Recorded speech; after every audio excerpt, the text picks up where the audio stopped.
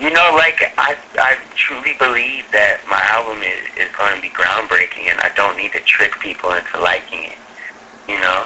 So for me to just like throw big name artists on songs for the sake of having big name artists on songs is ridiculous to me. Like, I'm trying to make art, and to be taken seriously as an artist, like, I feel like I need to make a statement myself with my first record. You know what I mean? Like Nas said, my first album had no famous guest appearances. Yeah. I'm the best lyricist. Right. That's good. Now, I think lastly, one of the last questions I wanted to ask you was, you had practically, like you said, most of the labels were caught in your signature. So when you come into the meeting, how do you know to go with who, and how do you know not to go with the other person? And basically, what made up your decision to go with the label you went with as opposed to the others? That's a good question.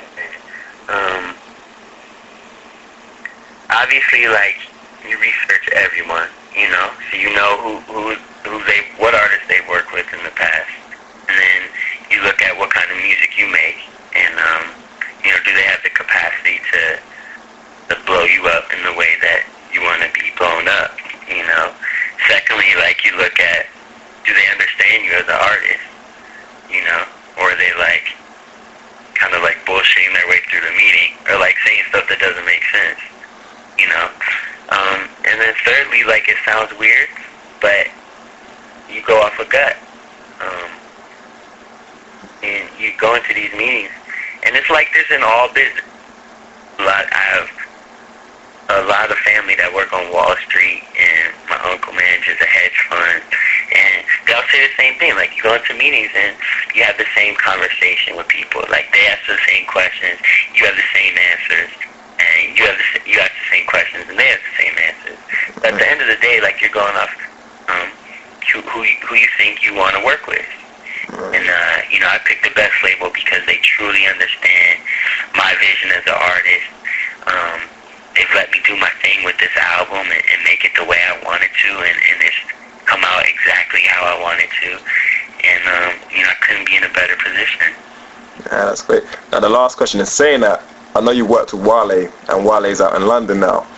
I was with him on Monday, and I was asking him about, creative freedom, and he said for his project, he had to make a lot of sacrifices in taking off records that he wanted to keep on. Now, like you've just said, you've been given a creative freedom. So how do you decide personally what songs you want on your album when you have like maybe 30, 40 songs recorded?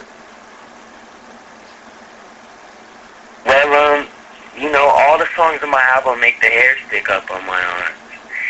That being said, like, you want your album to tell a story. My album tells a story, and it's very economical. I like that word because each song is serving a purpose on the record.